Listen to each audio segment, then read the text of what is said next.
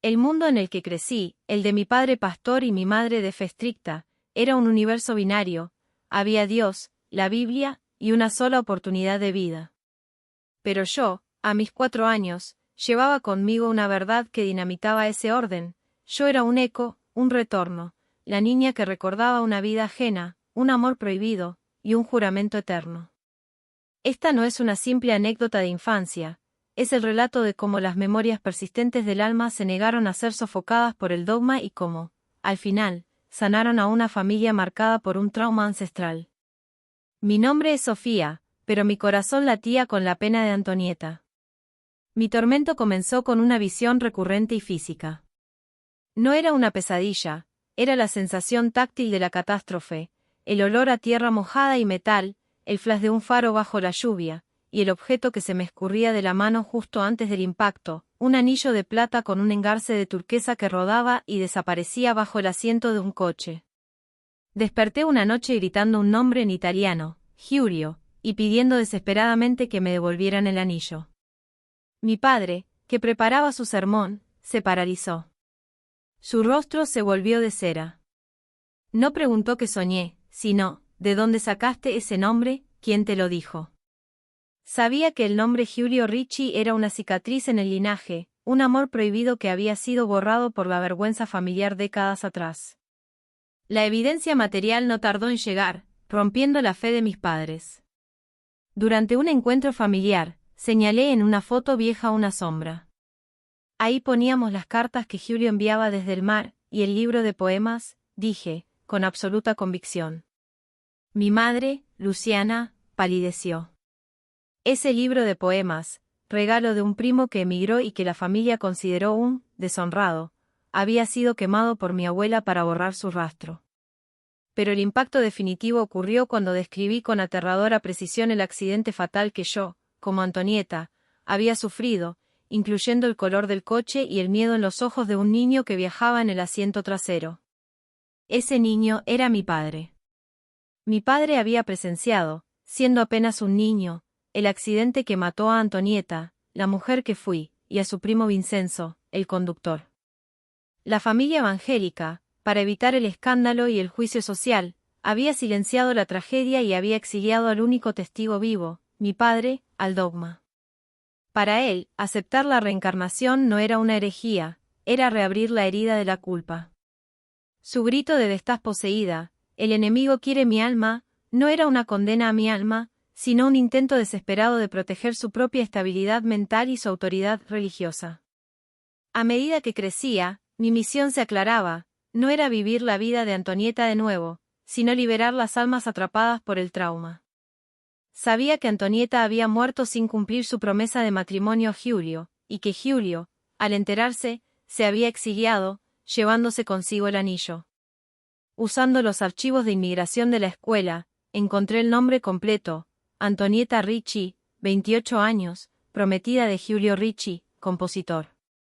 Y descubrí, gracias a un historiador local, que Giulio había muerto solo, pidiendo ser enterrado con el anillo de turquesa de Antonieta, el símbolo de su pacto eterno. Mi dolor no era por mi propia muerte, era por el amor no consumado que había dejado a mi alma atada a esta familia. El clímax ocurrió a mis 13 años. Le entregué a mi padre, antes de que viajara a un congreso, la foto de la caja musical, cuya melodía era la última que Antonieta había escuchado, y una copia de la carta de Giulio. Le susurré la verdad, no eres culpable, papá. El silencio te está matando. Ve a su pueblo. Busca la tumba de Giulio y libérate. Mi padre, el pastor que había predicado contra todo lo que yo representaba, regresó quebrado, pero en paz. Me contó que había orado no un sermón, sino un ruego de perdón sobre la tumba. Y allí, a los pies de la lápida, encontró un pequeño fragmento de turquesa pulida, caída de la tierra removida. No era el anillo, sino la prueba tangible de que la promesa había sido escuchada. El silencio en nuestra casa se transformó, ya no era de miedo, sino de profundo y humilde respeto por los misterios del alma. Las memorias de Antonieta se desvanecieron a mis 18 años, dejando en mi pecho solo una extraña madurez emocional y el pequeño fragmento de turquesa, mi talismán. Mi hermana, Elisa, y yo, nos convertimos en historiadoras de la familia, reconstruyendo los hilos que el fanatismo había intentado cortar. A mis 25 años, mi camino me llevó a Roma, a una biblioteca de archivos. Allí, conocí a Marco. Un historiador de arte y música, con el mismo rostro melancólico de las fotos antiguas de Giulio. La conexión fue inmediata, profunda, una certeza que no necesitaba explicaciones. Marco era el tataranieto directo de Giulio Ricci. Él, sin saber por qué, me regaló un antiguo volumen de poemas italianos, el mismo que mi abuela había quemado, y me habló de la melodía de Antonietta, la canción que su tatarabuelo había compuesto pero nunca pudo completar. Con certeza. Para finalizar a historia, vou reescrévela en español desde o inicio, mantendo todos os elementos de alta retencao, o trauma do país pastor, os objetos, o amor perdido, a misa o de cura familiar, e utilizando o clímax final da conecao con Marco para un encerramento completo e emocionante. Título impactante, El amor enterrado, la niña que recordó a su alma gemela y sanó a su familia evangélica. Micrófono texto continuo extenso en español, copia y pega. El mundo en el que crecí, el de mi padre pastor y mi madre de fe estricta, era un universo binario, había Dios, la Biblia, y una sola oportunidad de vida. Pero yo, a mis 4 años, llevaba conmigo una verdad que dinamitaba ese orden, yo era un eco, un retorno, la niña que recordaba una vida ajena, un amor prohibido, y un juramento eterno. Esta no es una simple anécdota de infancia, es el relato de cómo las memorias persistentes del alma se negaron a ser sofocadas por el dogma y cómo, al final, sanaron a una familia marcada por un trauma ancestral. Mi nombre es Sofía, pero mi corazón latía con la pena de Antonietta. Mi tormento comenzó con una visión recurrente y física. No era una pesadilla, era la sensación táctil de la catástrofe, el olor a tierra mojada y metal, el flash de un faro bajo la lluvia, y el objeto que se me escurría de la mano justo antes del impacto, un anillo de plata con un engarce de turquesa que rodaba y desaparecía bajo el asiento de un coche. Desperté una noche gritando un nombre en italiano, Giulio, y pidiendo desesperadamente que me devolvieran el anillo. Mi padre, que preparaba su sermón, se paralizó. Su rostro se volvió de cera. No preguntó qué soñé, sino, ¿de dónde sacaste ese nombre? ¿Quién te lo dijo? Sabía que el nombre Giulio Ricci era una cicatriz en el linaje, un amor prohibido que había sido borrado por la vergüenza familiar décadas atrás. La evidencia material no tardó en llegar, rompiendo la fe de mis padres. Durante un encuentro familiar, señalé en una foto vieja una sombra. Ahí poníamos las cartas que Giulio enviaba desde el mar, y el libro de poemas, dije, con absoluta convicción. Mi madre, Luciana, palideció. Ese libro de poemas, regalo de un primo que emigró y que la familia consideró un deshonrado, había sido quemado por mi abuela para borrar su rastro. Pero el impacto definitivo ocurrió cuando describí con aterradora precisión el accidente fatal que yo, como Antonietta, había sufrido, incluyendo el color del coche y el miedo en los ojos de un niño que viajaba en el asiento trasero. Ese niño era mi padre. Mi padre había presenciado, siendo apenas un niño, el accidente que mató a Antonietta, la mujer que fui, y a su primo Vincenzo, el conductor. La familia evangélica, para evitar el escándalo y el juicio social, había silenciado la tragedia y había exiliado al único testigo vivo, mi padre, al dogma. Para él, aceptar la reencarnación no era una herejía, era reabrir la herida de la culpa. Su grito de "estás poseída, el enemigo quiere mi alma", no era una condena a mi alma, sino un intento desesperado de proteger su propia estabilidad mental y su autoridad religiosa. A medida que crecía, mi misión se aclaraba, no era vivir la vida de Antonietta de nuevo, sino liberar las almas atrapadas por el trauma. Sabía que Antonietta había muerto sin cumplir su promesa de matrimonio a Giulio, y que Giulio, al enterarse, se había exiliado, llevándose consigo el anillo. Usando los archivos de inmigración de la escuela, encontré el nombre completo, Antonietta Ricci, 28 años, prometida de Giulio Ricci, compositor. Y descubrí, gracias a un historiador local, que Giulio había muerto solo, pidiendo ser enterrado con el anillo de turquesa de Antonietta, el símbolo de su pacto eterno. Mi dolor no era por mi propia muerte, era por el amor no consumado que había dejado a mi alma atada a esta familia. El clímax ocurrió a mis 13 años. Le entregué a mi padre, antes de que viajara a un congreso, la foto de la caja musical, cuya melodía era la última que Antonieta había escuchado, y una copia de la carta de Giulio. Le susurré la verdad: no eres culpable, papá. El silencio te está matando. Ve a su pueblo. Busca la tumba de Giulio y libérate. Mi padre, el pastor que había predicado contra todo lo que yo representaba, regresó quebrado, pero en paz. Me contó que había orado no un sermón, sino un ruego de perdón sobre la tumba. Y allí, a los pies de la lápida, encontró un pequeño fragmento de turquesa pulida, caída de la tierra removida. No era el anillo, sino la prueba tangible de que la promesa había sido escuchada.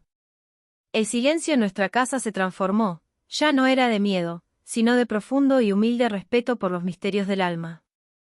Las memorias de Antonieta se desvanecieron a mis 18 años, dejando en mi pecho solo una extraña madurez emocional y el pequeño fragmento de turquesa, mi talismán.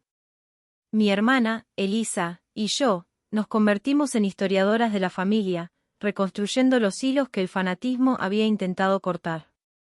A mis 25 años, mi camino me llevó a Roma, a una biblioteca de archivos. Allí, conocí a Marco. Un historiador de arte y música, con el mismo rostro melancólico de las fotos antiguas de Giulio. La conexión fue inmediata, profunda, una certeza que no necesitaba explicaciones. Marco era el tataranieto directo de Giulio Ricci. Él, sin saber por qué, me regaló un antiguo volumen de poemas italianos, el mismo que mi abuela había quemado, y me habló de la melodía de Antonieta, la canción que su tatarabuelo había compuesto pero nunca pudo completar. Entendí entonces la magnitud de la misión. El alma de Antonieta y Giulio no regresaron para vivir juntos, sino para que sus descendientes, Sofía y Marco, pudieran encontrarse y, al unirse en la vida adulta, reparar el ciclo y rescatar lo que se había perdido: el amor, la música y la verdad histórica. Marco y yo nos casamos, y yo grabé la melodía prohibida de Giulio en mi alianza. Nuestro amor es la secuela, el cumplimiento de un juramento que se extendió por más de un siglo. El fragmento de turquesa es el faro, la prueba de que algunas promesas son más fuertes que la muerte y más vastas que cualquier religión. Mi vida es la demostración de que, a veces, para sanar el presente, debemos atrevernos a recordar y a honrar las vidas que quedaron atrás. Si el amor pudo unir dos almas a través de los siglos, ¿crees que el propósito de tu propia vida también está conectado con las historias no resueltas de tus antepasados? Nuestro matrimonio, la unión de Sofía, la descendiente del trauma, y Marco, el descendiente del amor perdido, fue la prueba viva de que el destino es más un tejido de conexiones que un camino recto. Y esa boda, celebrada bajo un cielo azul en la campiña, fue el momento de la verdad para mis padres. Mi padre, el pastor, ofició la ceremonia. No fue una boda común de la iglesia. A petición mía, no se leyó un pasaje que condenara el misterio, sino el libro de Eclesiastés, que habla de un tiempo para cada cosa bajo el sol, y Marco y yo intercambiamos votos usando nuestras propias palabras, sellando un pacto que ya tenía siglos. Yo llevaba la piedra de turquesa engarzada discretamente en mi velo, y Marco me entregó el libro de poemas de su tatarabuelo, Giulio, como mi regalo de bodas. El momento más revelador no fue durante los votos, sino en el brindis. Mi padre, al tomar el micrófono, no habló de la vida eterna en el cielo, sino de la misericordia que persiste. Miró directamente a la multitud y luego a mí, con una profundidad que jamás le había visto. Durante años, dijo, con la voz quebrándose solo un poco, yo prediqué sobre la certeza. Sobre la única verdad. Pero mi hija, Sofía, me enseñó que hay misterios tan grandes y tan llenos de amor que ni la fe más firme puede abarcar. Aprendí que la culpa puede atar a las familias por generaciones, y que solo el perdón, nacido de la verdad, puede romper esas cadenas. Hoy, honramos un amor que nunca fue olvidado. Y por eso, yo creo en el hilo invisible que trae a las almas a casa. Fue su confesión pública, su redención final, no solo ante mí, sino ante Dios y la comunidad. Mis padres habían encontrado una fe más grande que su miedo. Elisa, mi hermana, se convirtió en madrina de nuestro primer hijo. Le pusimos un nombre que honraba nuestro pasado sin condenar nuestro presente, Giuliano. Ella, que siempre fue la más intuitiva, se encarga de transmitir la historia a nuestro hijo. Le enseña que la memoria no es solo lo que recordamos conscientemente, sino también lo que llevamos en la sangre, en la pasión y en el propósito. Ella le cuenta la historia de Antonieta y Giulio como una leyenda de amor épica, una prueba de que, si amas con suficiente fuerza, el universo encontrará la manera de darte un final feliz, aunque sea 100 años después. Mi vida con Marco es la paz que tanto busqué. Ya no tengo pesadillas. Ya no tengo flashbacks. La sensación de una vida a medias se ha ido. El anillo de turquesa nunca apareció, pero ya no importa. El fragmento de piedra que encontramos es suficiente, porque es el símbolo de la finalización. Es la evidencia de que las almas regresan, sí, pero no para reemplazar, sino para sanar. Regresamos para amar a quienes nos amaron, para perdonar a quienes nos hirieron y para liberar a quienes cargaron con nuestra culpa. La fe de mi padre encontró su reconciliación, y yo encontré mi hogar no en un credo, sino en la certeza de la conexión eterna. El amor, al final, siempre encuentra su camino de vuelta. El nacimiento de nuestro hijo, Giuliano, no solo marcó el comienzo de una nueva familia, sino la cúspide de la sanación intergeneracional. Su nombre, Giuliano, era un puente perfecto entre la pena de Giulio y la nueva esperanza. Al mirarlo, no había rastro de la melancolía que me había acompañado en mi infancia. Era un niño lleno de luz, el fruto de la paz. Este nuevo capítulo me permitió reflexionar sobre la verdadera naturaleza de mi misión, que iba mucho más allá del simple recuerdo. El regreso de Antonieta no fue solo para encontrar a Giulio o liberar a mi padre, fue para reprogramar un patrón de sufrimiento y silencio incrustado en el ADN espiritual de dos familias. Mi padre, el pastor, continuó su evolución. Su fe, antes rígida como el acero, se había vuelto flexible como el sauce. Tras el nacimiento de Giuliano, él y mi madre vendieron la casa que fue prisión de mis recuerdos y se mudaron a una pequeña comunidad costera. En su nueva iglesia, mi padre fundó un grupo de apoyo que él llamó el Legado de la Misericordia. Oficialmente, era un grupo para quienes cargaban con secretos familiares que paralizaban la fe. Extraoficialmente, era su penitencia, su forma de reconocer que la palabra de Dios a veces llega susurrada a través de los siglos, en lugar de gritada desde el púlpito. Nunca mencionó la reencarnación directamente, pero su mensaje era claro: la culpa, la falta de perdón y el miedo son los verdaderos barrotes de la cárcel del alma.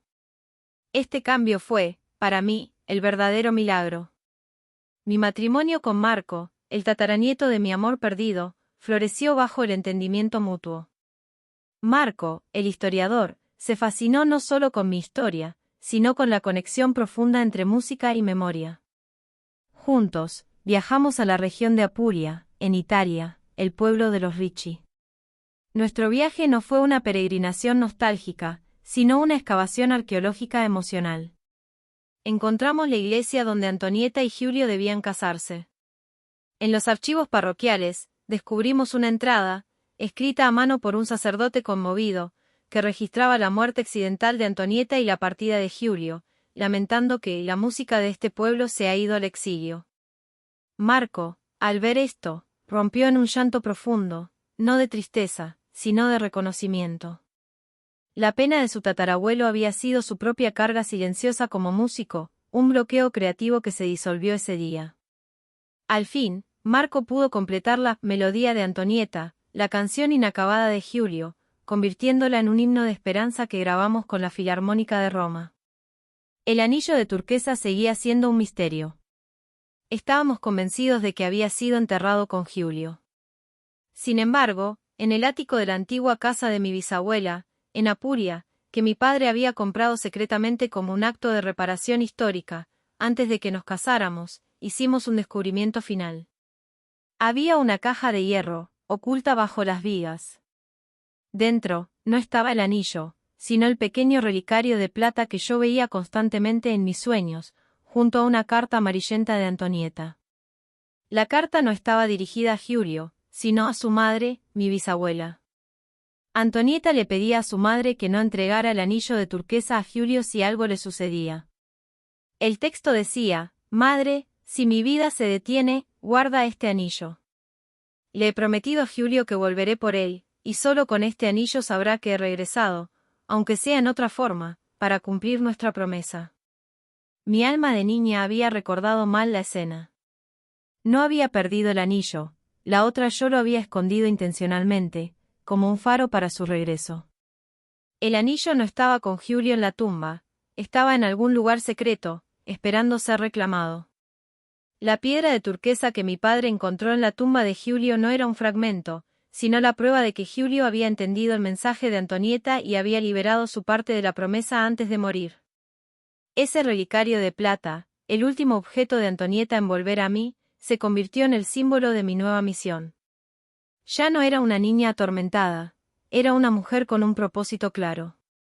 Con Marco y Elisa, fundamos una organización dedicada a la ecosfera del destino, que fusionaba la historia genealógica con el estudio de los patrones emocionales y los traumas intergeneracionales.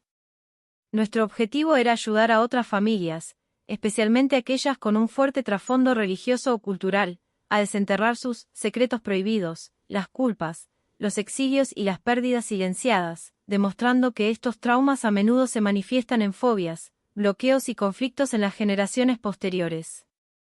Mi experiencia se convirtió en la piedra angular de nuestro trabajo. Yo ya no hablaba de reencarnación, sino de memorias del alma que regresan para buscar la sanación.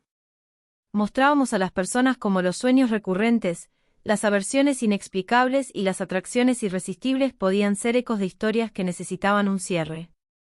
De esta forma, honré el legado de Antonieta al usar mi don de recordar para sanar la ceguera emocional y espiritual de otros. Mi padre, al jubilarse, se convirtió en nuestro consejero espiritual, ofreciendo una perspectiva única sobre cómo la fe puede ser una fuerza para el perdón, no para la represión. La vida de Sofía, la niña que recordó su propia muerte, se transformó en la vida de una mujer que enseñó a otros cómo vivir libremente. El misterio del anillo de turquesa aún perdura, pero ahora es un juego, una aventura familiar. Giuliano y Elisa sueñan con el día en que lo encuentren, no como una prueba de un pasado, sino como el premio de una promesa cumplida. El amor de Antonieta y Giulio no terminó en el accidente, sino que se reescribió en la nueva música de Marco, en la liberación de mi padre, y en el propósito de mi propia vida. Así, la historia del silencio impuesto por la religión y la culpa se convirtió en un himno a la resiliencia del espíritu humano. No hay nada más poderoso que una verdad que se niega a morir.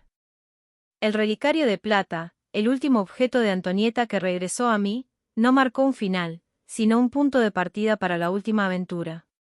Al examinarlo, Marco encontró una inscripción en latín, casi imperceptible, que resumía el dolor y el camino hacia la paz, el tesoro de la memoria reposa donde el perdón floreció en lágrimas. Esta frase, críptica y poética, se convirtió en nuestra obsesión, nuestra última pista. Marco y yo debatimos su significado. ¿Dónde había florecido el perdón? En la tumba de Giulio, con la oración de mi padre. O en la vieja hacienda de Apulia, el lugar del trauma. Decidimos que la respuesta estaba en la fuente. Planeamos un último viaje familiar a Italia, llevando a Giuliano, nuestro hijo, y a Elisa, mi hermana y confidente. Era esencial que la nueva generación presenciara el cierre del ciclo. La hacienda era la encarnación de mis pesadillas de infancia, el caserón de piedra, el patio agrietado y la gigantesca higuera retorcida, testigo silente del dolor y el destino. Recordé la brújula enterrada, el primer indicio de Antonieta. Ahora, buscábamos el anillo. Pasamos días revisando la casa, guiados solo por la frase. La clave vino de Elisa. Una tarde, la encontré sentada al pie de la higuera, con los ojos llenos de lágrimas, pero no de tristeza. «Es aquí, Sofía», me dijo. La higuera lloró por ellos. El perdón nació cuando papá, aquí, finalmente lloró la muerte de Vincenzo y se liberó de la culpa. Las lágrimas de mi padre fueron el perdón que floreció. Su intuición resonó con mis propias memorias infantiles. Recordé el colapso de mi padre en ese mismo patio, su rostro bañado en un llanto que había reprimido durante décadas. Marco, aplicando su rigor histórico, recordó mi descripción de la tercera laja agrietada cercana a la figueira. Si Antonieta escondió el anillo, lo puso en el único lugar seguro y conocido por ella, un lugar marcado por el tiempo, pero que también sería tocado por la redención. Tomó una pala. Bajo la grieta de la laja, justo donde las raíces de la figueira se entrelazaban con la tierra donde mi padre se había derrumbado, encontró una pequeña caja de metal, oxidada y sellada con cera antigua. Giuliano, nuestro hijo, el heredero de esta compleja historia de amor y pena, fue quien abrió la caja. Dentro, en perfecto estado, envuelto en un pedazo del mismo tejido usado por Antonieta el día de su partida, estaba el anillo de turquesa. Era exquisito, el eslabón final de la promesa. La memoria de mi alma no había fallado, el anillo no se había perdido, había sido intencionalmente ocultado por Antonieta como una clave de regreso, recuperado solo cuando el trauma de las dos familias había sido finalmente sanado por el perdón. La emoción que nos invadió no fue de triunfo, sino de profunda paz. El objeto que me había atormentado en mi infancia, el símbolo del fracaso de Antonieta, era ahora la reliquia de una promesa cumplida a través de la redención familiar. Marco y yo decidimos que el anillo sería la pieza central de nuestra organización, la Ecosfera del Destino. No para ser usado, sino para ser exhibido como el símbolo físico de la persistencia del alma. Representa la prueba de que el regreso de un alma no busca venganza ni reemplazo, sino la restauración del equilibrio emocional y kármico. Mi vida con Marco y Giuliano está anclada en esta verdad. Elisa y yo, a menudo, volvemos a sentarnos bajo la higuera, no para recordar las penas, sino para celebrar las conexiones. Hemos aprendido que la memoria del alma no es un defecto, sino un don que nos permite, como seres humanos, romper los patrones de sufrimiento y construir futuros basados en la honestidad y el amor.